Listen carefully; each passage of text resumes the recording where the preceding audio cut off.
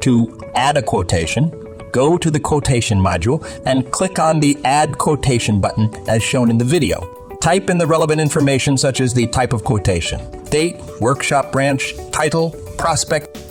To add a new prospect, click on the New Prospect text here. Choose company if you're preparing a quotation for a firm or corporate client, or an individual if it's for a person. Another form will pop up. Fill in with relevant information and click Save to add the prospect.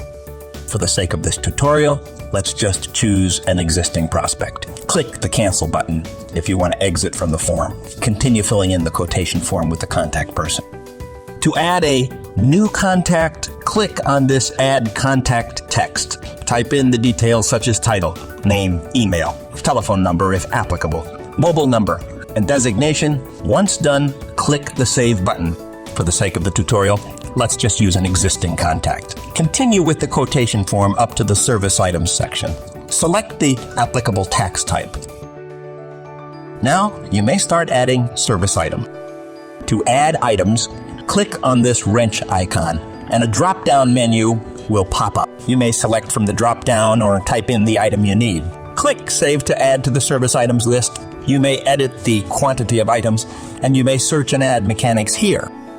To add a part, click on this wrench icon again. Same procedure as before. Search and select the part from the drop-down list or type in the part name directly.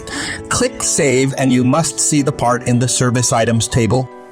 Moreover, you can add a new service item or part without leaving this module. Click on the Add Item button, this wrench icon. Click on the New Service Item or New Part button, then click Save to add the newly added item or part. To add a service package, click this list icon, which is the Service Package button. Search and select the package you want to add, or you may also type in the service package name directly. Click Save to add. Added items and packages will be displayed here. Click on the Save button to finalize the quotation. You may view the quotation details from these tabs. You may use these icons to take action from the quotation. These icons are also displayed and visible in the quotation list. Click on Edit icon to modify the selected quotation. Make the necessary amendments and then click Save to apply the changes. This icon here lets you generate an exact copy of the selected quotation. You can make amendments and select fields if you want. Then click Save to apply the changes. Click this print icon here to either print a hard copy or download a PDF format of the quotation. This button allows you to view the quotation. Here's a sample preview of the quotation.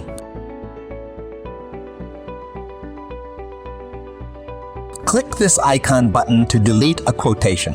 Click on this Change Status icon to modify the status of a quotation. Then, click on the drop-down menu and choose the new status, and then click the Save button. Once the status is changed, you can no longer edit or delete the quotation. Click on this Convert to Maintenance button to convert the quotation into a maintenance contract. Fill in with relevant information and click Save.